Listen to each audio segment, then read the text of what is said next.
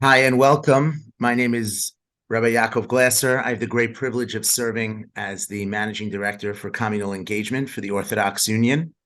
And I am joined by Dr. David Pelcovitz, who holds the Gwendolyn and Joseph Strauss Chair in Psychology and Jewish Education at the Azrieli Graduate School of Jewish Education and Administration.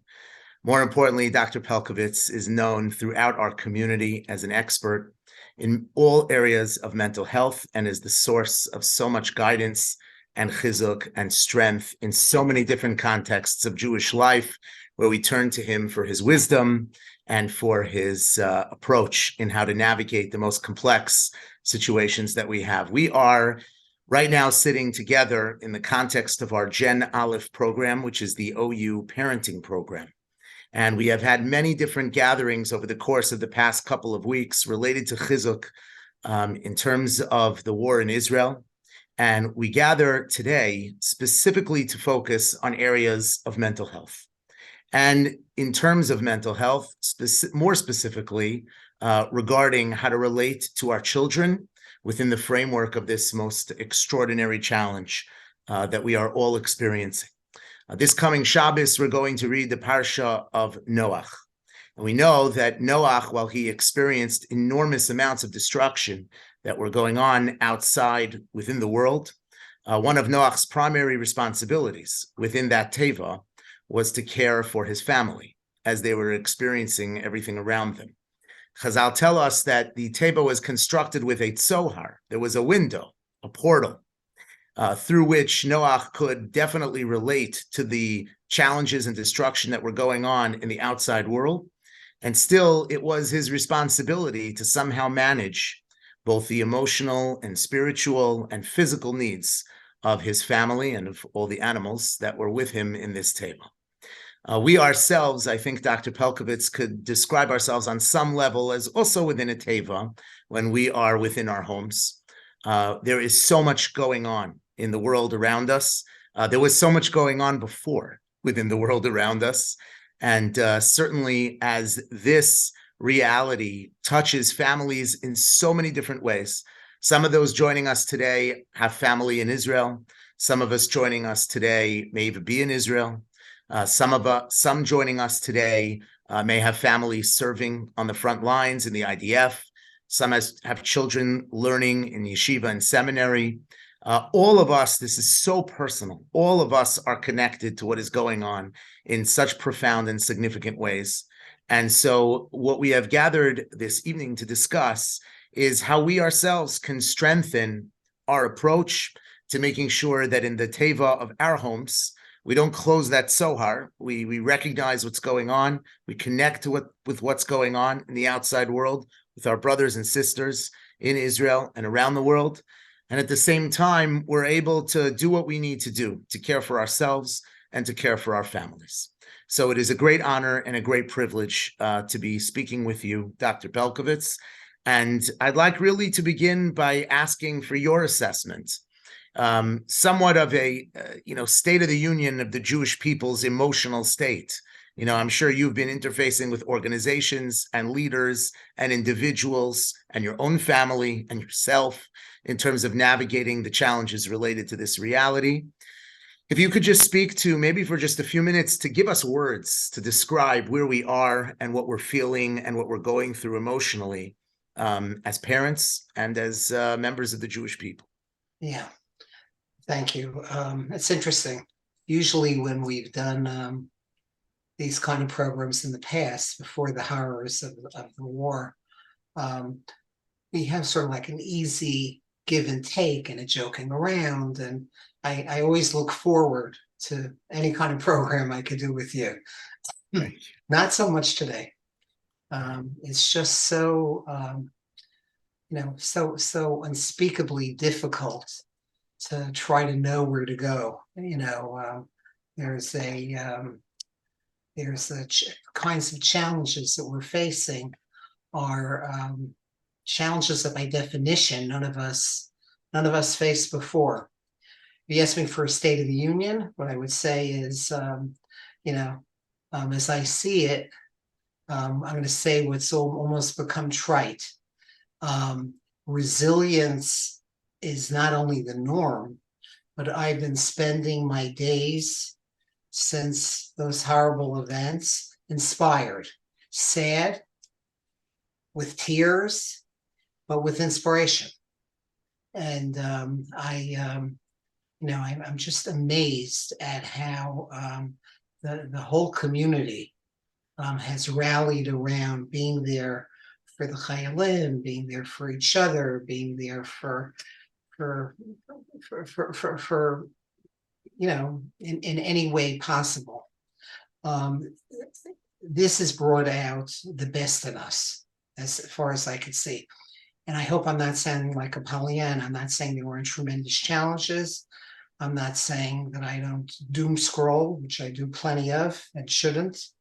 But I've been amazed at the strength and the achdus is just so inspiring. Wherever I go, that's what I've been seeing and hearing.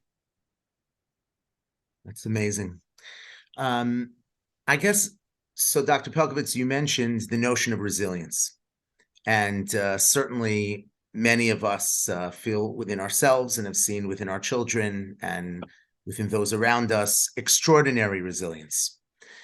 I'm wondering if, for those maybe who are struggling beyond where their resilience can carry them to, before we get into the children and how we should relate to them and how we should share what's going on and help them process it, just to start with ourselves, how can an individual sort of check in with themselves to make sure that they are in a healthy space with such an extraordinarily challenging emotional reality? Yeah. And again, let me emphasize the overarching kind of theme here, which is there's no one right way to do it. And even within ourselves, it's going to shift from time to time. I know I certainly haven't been sleeping the way I usually do. I know that I haven't been processing anywhere close to what I'm hopefully used to. And I think that in terms of self-care, we have to cut ourselves a break. We have to realize that we're going through horrors that are unprecedented in our lives. Many of us, I think almost by definition, there's a connection to the horrors of the Holocaust, either directly in our family or in our extended families or whatever. And, this has been triggering primal kinds of fears, at least to me. Okay. And yet I find myself more inspired, than I've been in a very long time, so I just feel that the first thing we have to do is to be kind to ourselves, to realize that any reaction that we have during this tragedy is going to fall under the rubric of normal reaction to an abnormal event. I haven't been finding anybody who I speak to who has disappointed me in any way. Sure, some people have been extremely anxious and others are, maybe even a little bit annoying in their demandingness. Then all I have to do is ask them one question. Not only how are you doing? Remember Mayor Koch used to walk through the streets of Manhattan and say, how am I doing? How am I doing? We have to ask ourselves, how am I doing? We also have to do it. We have to show the same kind of compassion and chesed that we show to our community and that we show to, the people around us. We have to show that to ourselves as well. So true. I'm wondering, when many of us take in various developments that we'll read on the news or that are shared by friends over WhatsApp or different things that are going on. So often we're reacting to the developments ourselves emotionally.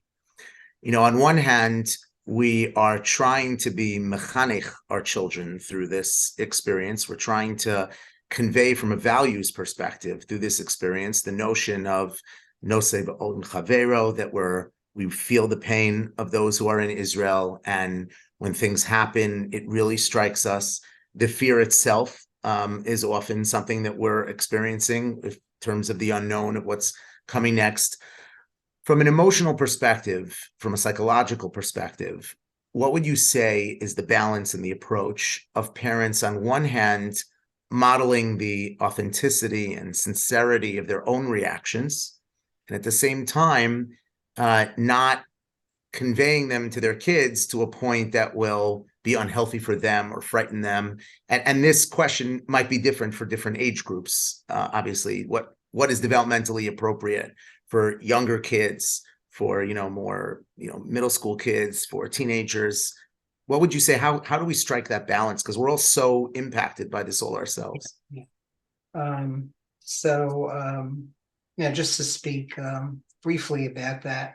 Number one, my understanding of the research on trauma is that it's often ages that we're not necessarily tuned into that may need the most care.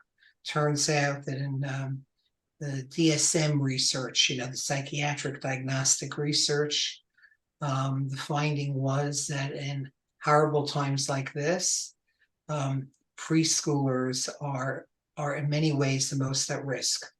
They're likely to blame themselves. They're likely to misunderstand. They're very concrete very often. And it doesn't mean that you have to treat them in an overly, gentle kind of way, but it means that two guidelines. Number one is you can't mess up. As long as you listen and hear, you just can't mess up. Sure, you may say things that are really stupid. I do that all the time. And sure, you may say things that you look back on and say to yourself, did I really say that? Kids aren't that fragile.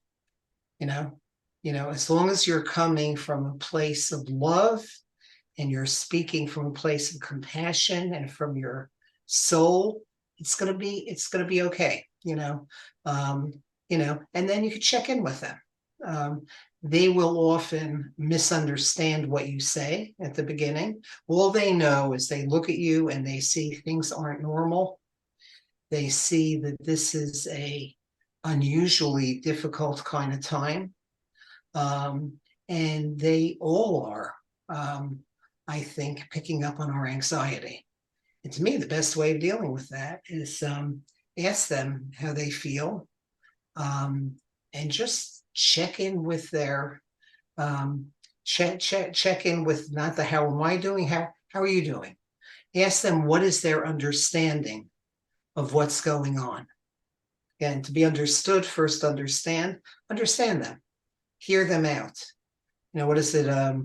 We often talk about, the Hebrew word ashrei, for the highest level of happiness, is etymologically tied to the word ishur, to validate. So just be there and listen to them. And being present, which is hard. It's very hard.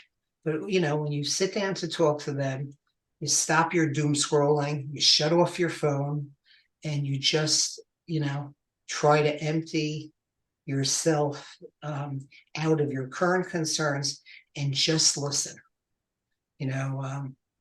This was the Shabbos of my bar mitzvah. I remember my father, who was a rabbi for 65 years in the White Shul in Far Rockaway.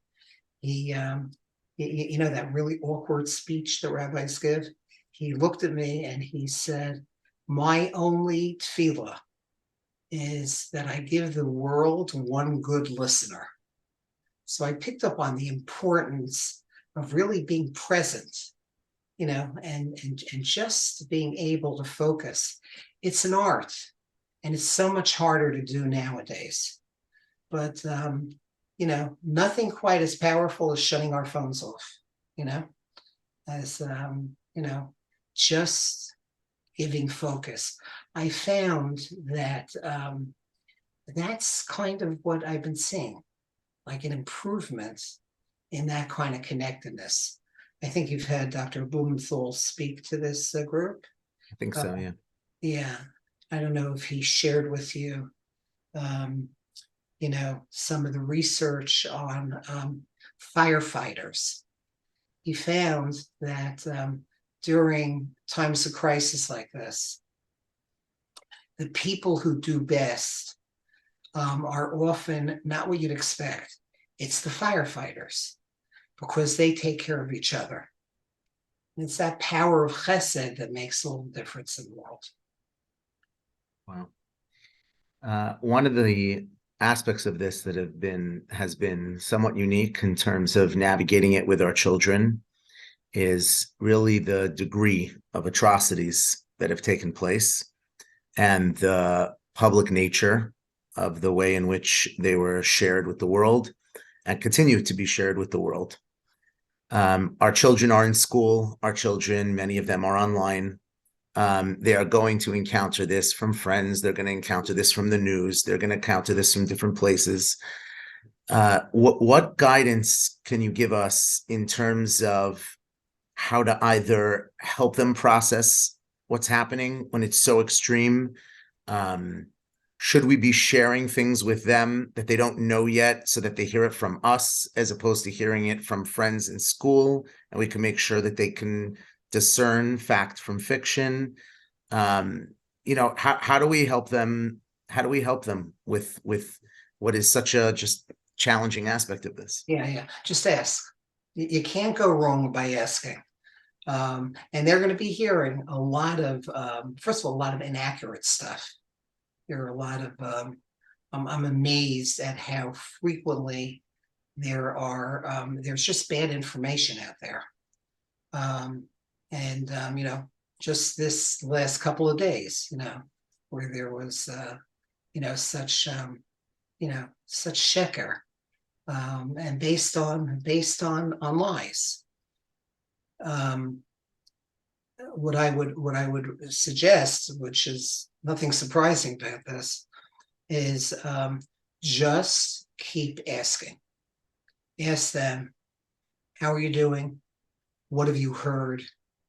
Let's go over what you've heard. You unpack it with them. And you just ask questions based on their lead.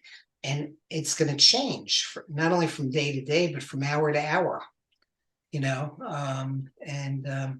knows what they're saying to each other on the bus going home from school? Who knows what they're hearing and misunderstanding? I think that what's in our control is to check in with them, maybe even multiple times, certainly multiple times every couple of days, and to let them know that there's nothing that is going on that you can't do your best to try to be there for them and to try to help them. As trite as that may sound, I think it's just so important to let them know there's no one right way to grieve. There's no one right way to to handle this, and just listen. And they're going to overhear you. You could say, you may overhear certain things that are hard to understand. I can guarantee you that the misconceptions are all over the place here. And the role we play is all important. We also need to manage the meaning-making part of things, because that's something, this is a time that we could share with them the essence of what chinuch is, the essence of what we need to impart to them. And maybe before all of this, we haven't been so good at imparting because we're so busy. But that has to be front and center now. What we do with them now, we very much are doing it in a way that is clearly something that they're going to remember.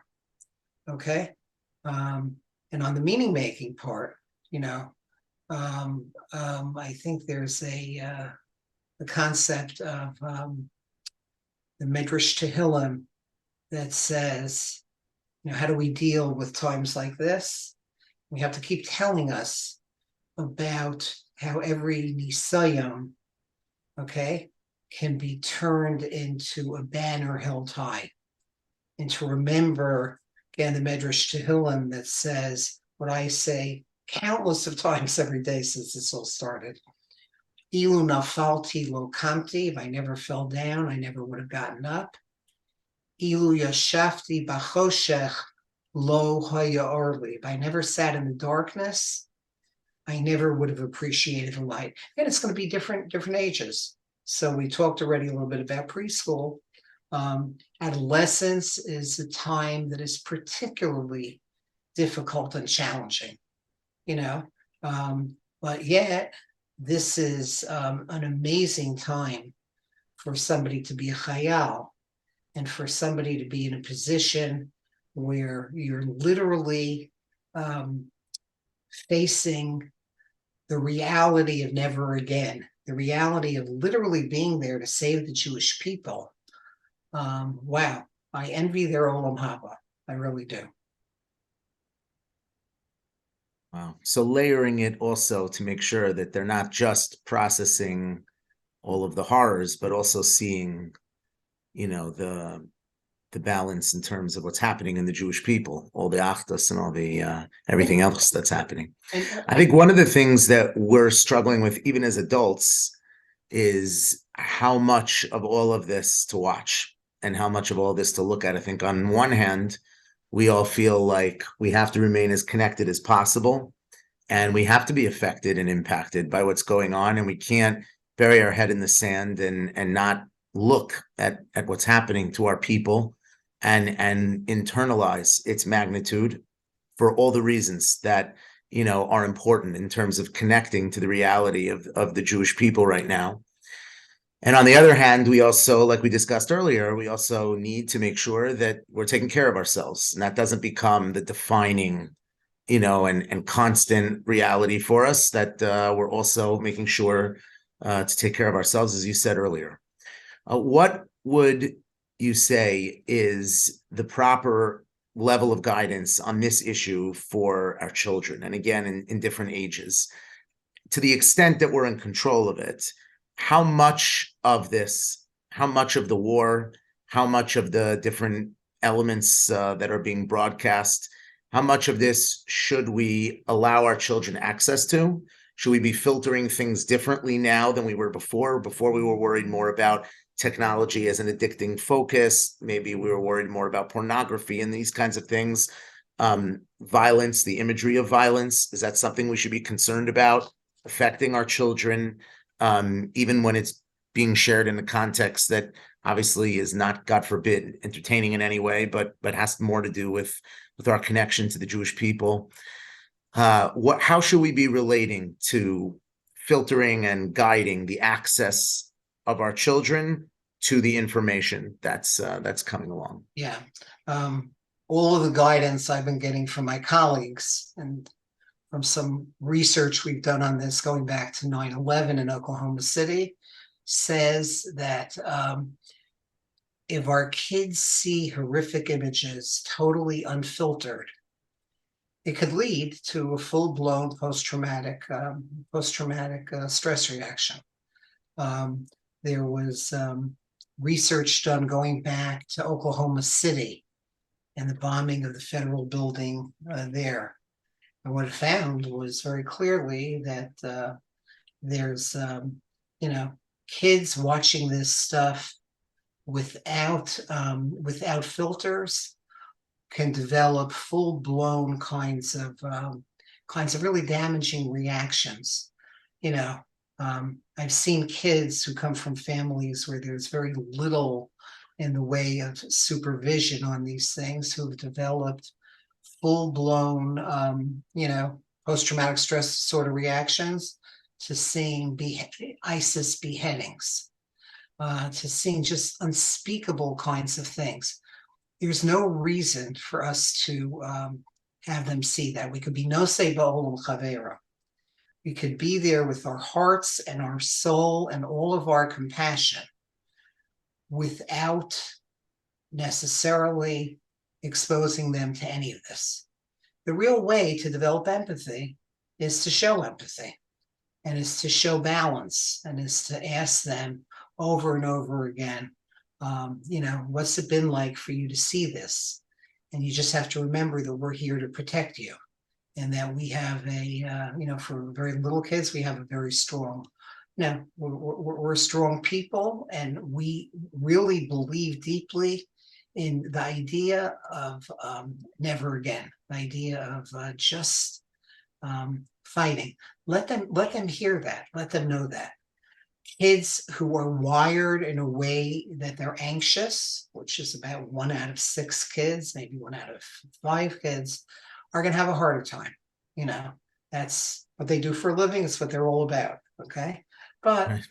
We just have to, recognize that, and that's okay. And, give them words for it. But you have to really be on top of it. I have a daughter who is now a very respected clinical psychologist at Cornell. And after 9/11, I was doing some pilot studies with some of the teams we were working with on the mental health follow-up. And one of them was asking, is your kid at all exposed to horrific images that are being shown on TV or on CNN or whatever? And I'd answer, no, absolutely not. We're on top of her. We're on top of all of them. And then I give her this questionnaire to fill out. It turns out that she was getting up at 2, 3 in the morning. Okay, this future psychologist and this kid who we thought we had a handle on, and was watching nonstop in ways that were very inappropriate. Now, maybe some good came from it, but she's become an expert in that area, writing about it and things like that. But we just have to remember that here I was supposedly this big shot, and I totally blew it. It was going on, right in our own basement. So, yeah. Thank you. I want to turn our attention towards a very sensitive point. There are many parents who have children in Eretz Yisrael of different ages and different stages. So there is the general anxiety and concern that people have with the well-being of their family who are in Israel, all in different spaces relative to the war. But I want to zero in on a specific population, and that is the parents of kids who are learning in yeshiva and seminary gap year programs, who really only arrived in Israel a short time ago. Let's remember, it's not like they've been in these institutions for months and months. They were there for a couple of weeks and then had Yontif and then came back to this reality. So the relationships there are not the same, and many parents are struggling with many aspects of this reality. There is the anxiety of the parents themselves, and there is the extremely challenging question of whether or not to bring the children home. And I don't want to get into the specific evaluation, or any sort of protocol, this is when you bring home, this is when you don't bring home, because there are many different factors and guidance is coming from many different spaces. And there's the rabbinic vantage point, there's the psychological vantage point, there's the parents, the child. But maybe if you could help share with parents, number one, how we from afar can provide support to our kids who are in this situation in a healthy way, not a smothering way. And number two, how we can monitor and identify whether or not there's some aspect of what they're going through that should be a point of concern, that should then elevate this question to a different place in terms of the calculus of what we should actually be doing. Because I think that, many of us are communicating with them, whether it's over FaceTime or WhatsApp or phone calls or texts. How much is too much? How much is not enough? What should we be looking for to provide some guidance for this very unique part of the parental experience in this whole reality. So the first thought I have in response to that question, by the way, it's the most common question that I've been asked since since this all started. The first thing to think about is what do they want to do?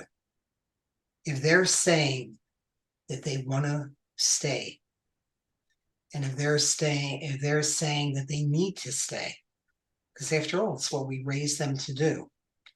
I think that you certainly shouldn't start to think seriously about bringing them home until you check first of all with the people who really know them, with their teachers, with their friends. Well, maybe not with their friends, but certainly with their teachers, and hear how are they doing relative to their peers.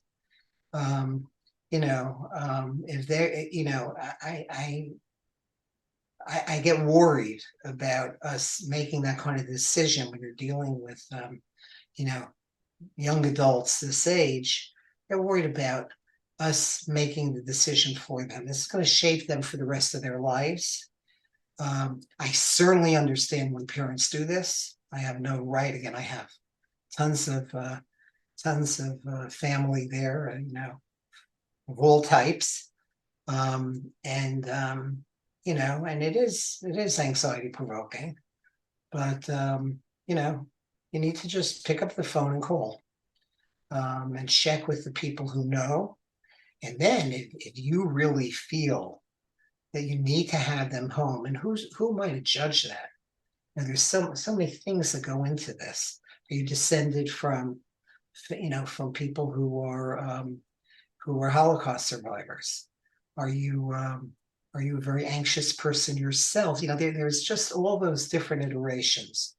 But again, I can't beg you strongly enough to be understood. First, understand, ask them, listen to them, listen to what they're thinking, because this is going to be one of the most growth-inducing components of their life. With that being said, I could certainly understand those who just will not, can't live with this. And who's to judge that? So the most important thing is, again, is just keep asking the people who know, and most importantly, ask them. Does that make sense to you at all? Or? Yeah, absolutely. Are there I guess part of the challenges with the distance, Yeah. Are there particular questions other than how are you doing, how are you feeling, that you feel would help a parent keep an eye on where their kid is emotionally through the process? Because I imagine it could also change. You could have a kid that's displaying enormous resilience on Monday, and then on Tuesday falls apart a little bit, and you're like, whoa, maybe there's a problem here. And then on Wednesday has it together again. There's some volatility, I think, that takes place emotionally in terms of managing all of this. So are there like kind of fundamental warning signs that you're dealing with not a kid who's struggling with it, which everyone is, but you have to be more on top of it, and maybe looking at this decision with a more critical eye towards the mental health considerations, and so that we don't get into a situation where, because this expectation of the children that they display this sense of courage, in remaining there and being a part of it, that does not somehow eclipse what could be warning signs for kids who are struggling with it, to a point that it could be a point of concern. So I have a couple of thoughts on, how do you differentiate between anxiety and anxiety disorder? When does it cross the line into disorder, and something that you really need to be on top of, and you have to just rely. What is it Fred Rogers used to say on his show? Look at the helpers. They really know what to do. And the helpers here are their teachers, their friends, it's a sensitive thing, it's a really sensitive thing. You know, when do things cross the line into disorder? If the symptoms are persistent, pervasive, and interfere with functioning. So when it crosses the line into that they're so anxious that they just can't really, control themselves now, then of course you have to take that seriously, and you have to find who in Israel, really has a reputation for being on top of these kind of things and really knowing what's happening, I find that, again, you just keep the key question is, are these symptoms interfering with functioning? If they are, then I would take it very seriously. It could be that they have to come home. It could be that, when there's a certain fear in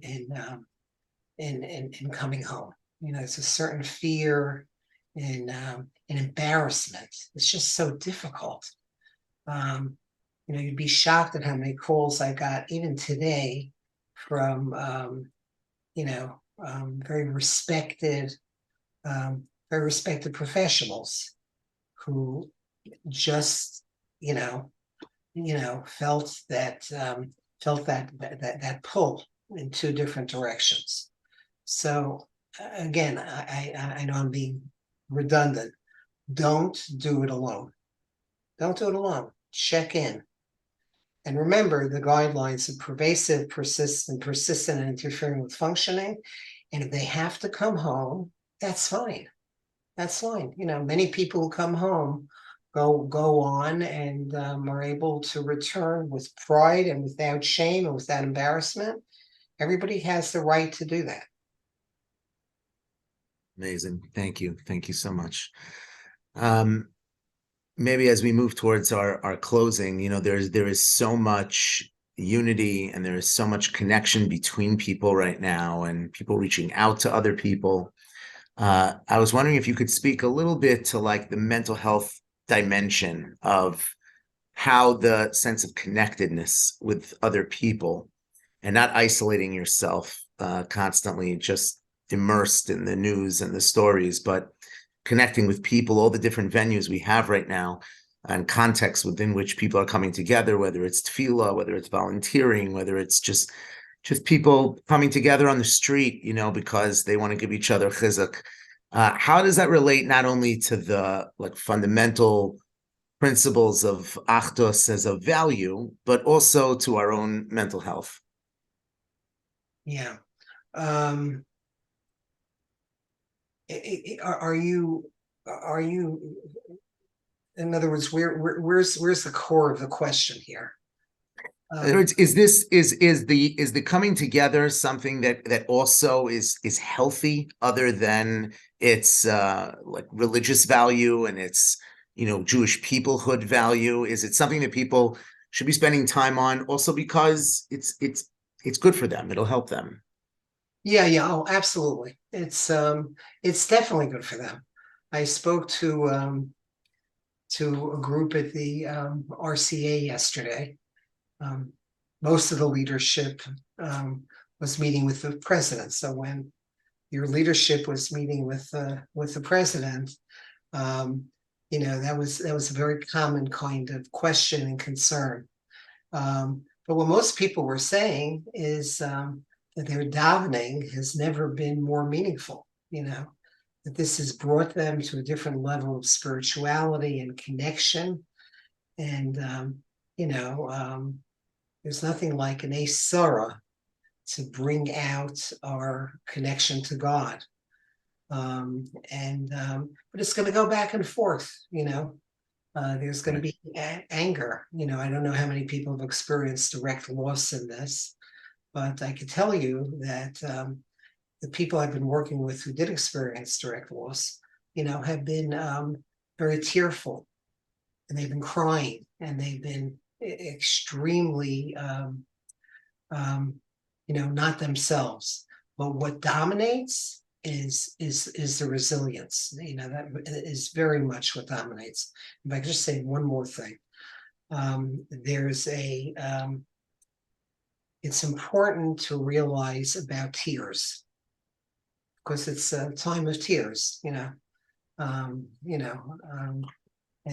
don't, this is one of the things that, was discussed in a number of the groups I've met with. And that's that. Did we talk about tears today at all? Yeah. Not yet. Okay, so just briefly, if you have allergies, and on a day like today, because of your allergies, you shed tears. You take those tears, put them under the microscope, and it'll be salt and water. Salt is the salt and water. Well, let's say you cry emotional tears because of everything that's going on, and who hasn't? You then put those tears, the emotional tears, under the microscope. What you see is those tears are filled with shedding stress hormones. We're literally healing ourselves. Agra de Hespeda Yalula, our rabbis tell us a few times in the Talmud, right? So there's nothing quite as therapeutic. The key is how to do it with our kids in a way that doesn't freak them out. But it's fine for them to see us sad. It's fine for them to see us crying. And that was just one other point I wanted to touch on. Thank you. Thank you so much, Dr. Pelcovitz, for your insight and your guidance, and your constant support for our community and for so many, our leaders, our followers, really everyone. And I do look forward to future conversations where we can bring back our dynamic and our sense of levity and back and forth. For now, we remain focused in our role as parents, focused in our role as Jews and part of Am Yisrael, in doing what we have to do, each one making their contribution, Ish Asher Yidvenu Libo, towards this incredible moment in the history of our people. So thank you so much, Dr. Pelcovitz. You're a treasure. Thank you. You too. And looking forward to being able to laugh together again. Bezos Hashem. Thank you. And thank you, everyone, for joining us. Wishing everyone a safe and meaningful night.